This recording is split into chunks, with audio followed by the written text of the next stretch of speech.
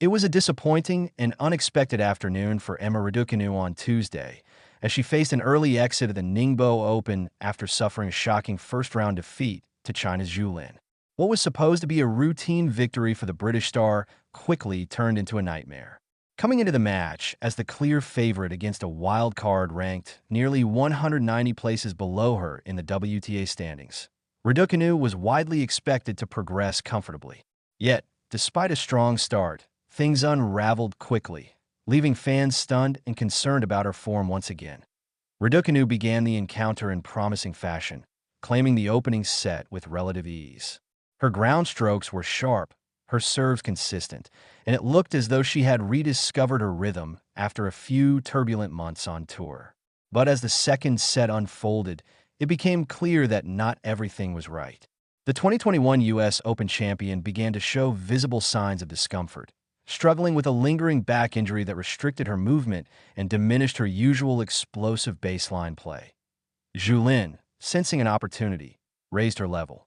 The Chinese player capitalized on every slight opening, punishing Raducanu's errors and forcing the Brit to chase points she normally would have dictated. The tide turned completely in Zhu's favor midway through the second set, as Raducanu's serve faltered and her consistency crumbled. The frustration was evident. Grimaces, deep sighs, and glances toward her box told the story of a player battling both physical pain and mental fatigue. By the time the third and deciding set began, Zhu's confidence had soared, while Raducanu's intensity seemed to fade. The British star struggled to win key points in the closing stages, failing to register a single point in the final three games.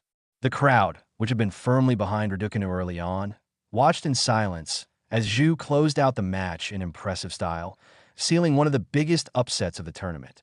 For Raducanu, this latest defeat adds to a worrying pattern of inconsistency that has plagued her since her historic U.S. Open victory 4 years ago. Although she's shown flashes of brilliance this season, her form remains unpredictable, and her body continues to betray her ambitions.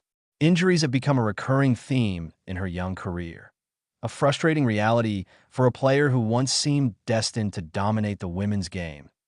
It's not just her fitness that's under scrutiny, but also the never-ending carousel of coaches that have come and gone through her camp.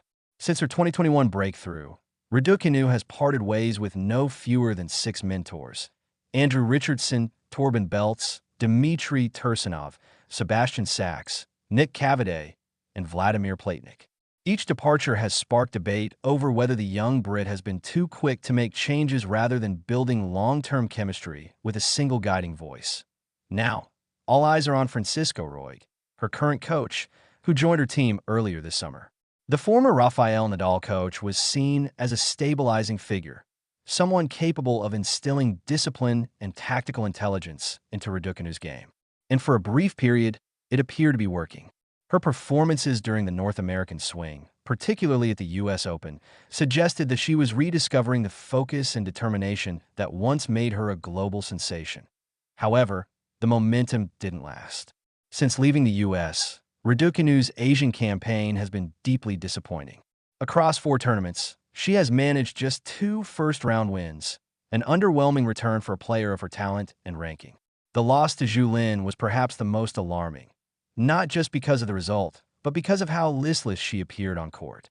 Gone was the spark, the energy, the infectious confidence that once defined her style. Instead, Raducanu looked weary, both mentally and physically. Observers have noted that despite her efforts to rebuild her form after multiple surgeries and long recovery periods, her game still lacks the consistency needed to compete week in, week out. Her serve, once a dependable weapon, has fluctuated in reliability, while her forehand, a key shot in her U.S. Open run, has too often let her down under pressure. The physical toll is clearly weighing on her, but perhaps more concerning is the apparent dip in her joy for the sport. Indeed, Raducanu has spoken in the past about her love for tennis and her desire to enjoy the process again, yet her recent body language tells a different story. She has seemed tense, disengaged, and at times even disconnected from the game that once brought her so much happiness. This loss, while just one match in a long season, raises broader questions about where she goes from here. Could another coaching change be on the horizon? Some analysts think so.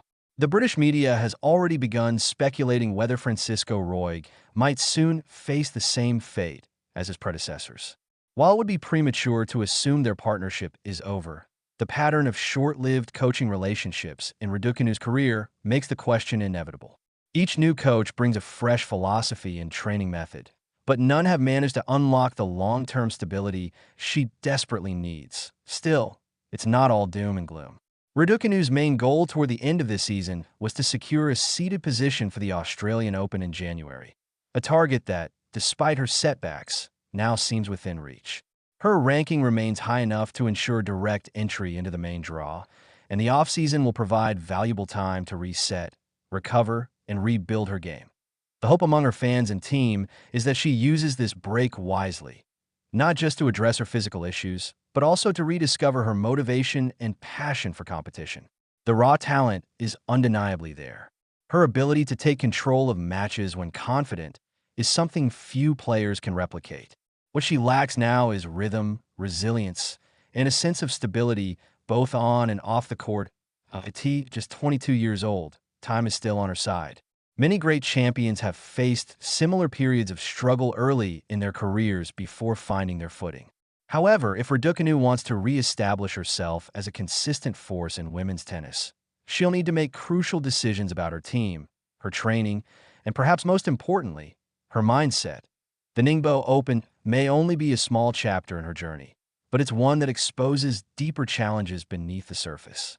The back injury, the lack of match sharpness, the fatigue from constant travel, all of it adds up. But fans remember what she's capable of when everything clicks, that fearless brand of tennis that lit up New York in 2021.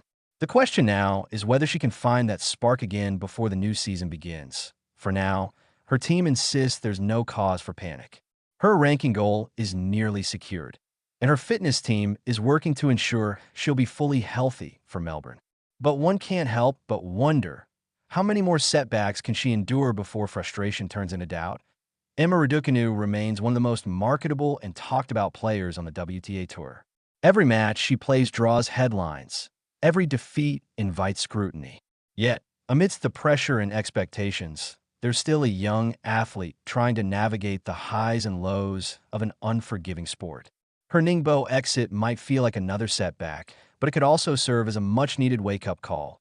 A reminder that talent alone isn't enough at this level, that if she can regroup, stay healthy, and rebuild confidence, 2026 could yet mark a turning point in her comeback story.